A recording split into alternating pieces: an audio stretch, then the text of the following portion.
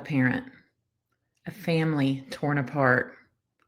This is not the story of the Adelsons or the Markells.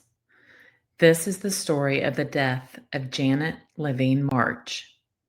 Her parents stepped in, giving everything they had to support a daughter and her husband, only to find that something was tragically wrong. Janet Gail Levine was born in February of 1963. She grew up in a well-to-do Jewish family. Her father, Larry Levine, was a prominent attorney in Nashville, and her mother, Carolyn Levine, provided substantial support for Janet and for the man she would marry. Perry March met Janet while both were students at the University of Michigan, and after college, Perry moved toward law school, and the Levine family helped him, financially backing his law school tuition at Vanderbilt University's prestigious law school. In 1987, Janet and Perry were married. The Levines helped build the couple's dream home in Nashville, and they subsidized many aspects of their life, often gifting substantial amounts of money. And later, Perry became an employee of Janet's father's law firm. For years, the arrangement seemed solid. The Levines had wealth and influence. Janet was talented as an illustrator of children's books, and Perry's aspiring legal career. But beneath the surface, there were problems growing. In the summer of 1996, the marriage was unraveling. Janet and Perry were having severe marital problems, according to court records. One source has said Janet had made an appointment with a divorce lawyer scheduled for August 16th, 1996. But let's look at some key dates. On August 15th, one day prior, 1996, Janet was last seen by outside observers. There was some workmen at the house repairing some cabinet work on the warranty for the new house.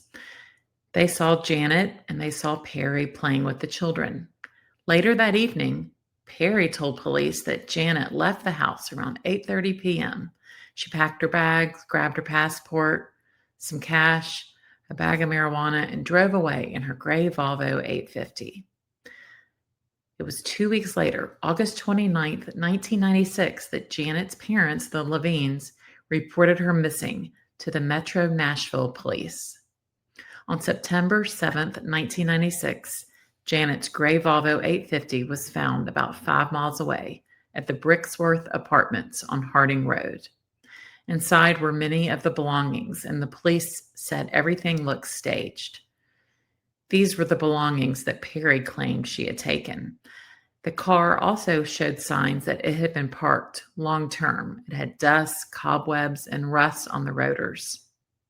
From this point, investigators transitioned the case from a missing person to a homicide because there was no activity on Janet's bank or credit card.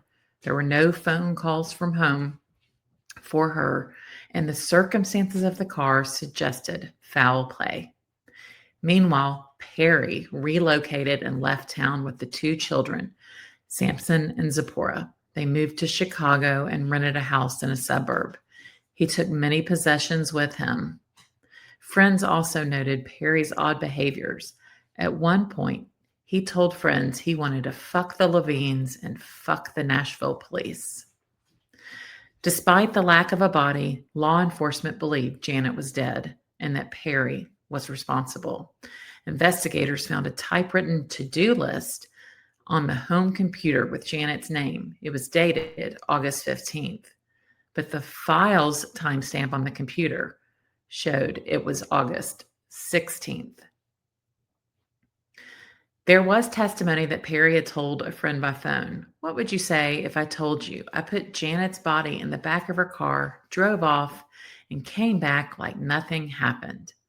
The search of the home, the garage, the woods, lakes, and rivers never turned up a body, but forensic investigators said the search scene was among the most thoroughly covered they had ever done. A key witness, Perry's father, Arthur March, In later testimony, admitted he helped Perry move Janet's body.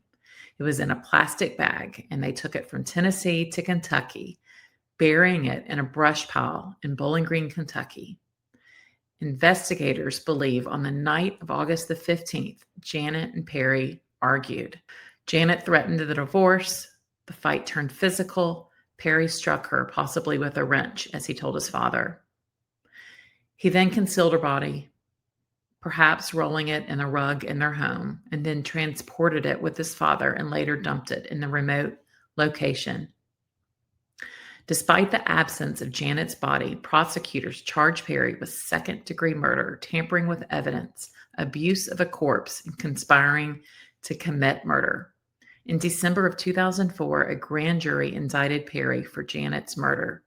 On August 17, 2006, after the trial, the jury found him guilty on all counts. He was sentenced to 56 years in prison. Arthur March, his father, pleaded guilty to his role and was sentenced to 5 years. He died before his sentence was served. All appeals by Perry were denied. Janet and Perry had 2 young children, Samson, often called Sammy, and Zipporah, often called Zippy. After Janet's disappearance and legal battles, as Perry relocated with the children to Chicago, and then later moving out of the country to Mexico, where he remarried and started a new life, her parents finally, after lots of fighting and legal battles, did win, and Larry and Carolyn Levine became the primary caregivers and legal guardians of their grandchildren, who are now young adults in Nashville. The story of Janet Levine March is a tragedy, a reminder that love, wealth, and prestige, none of these guarantee safety. And even in the heart of an affluent community, darkness can enter quietly. On Saturday, I will be hosting a live, and we will look at a documentary showing Perry March and the story of the trial and how he took the children and all the evidence that was uncovered. It was a wonderful piece of Tennessee investigative police work, and her parents who were stoic and stood strong and fought for their grandchildren. Please join me.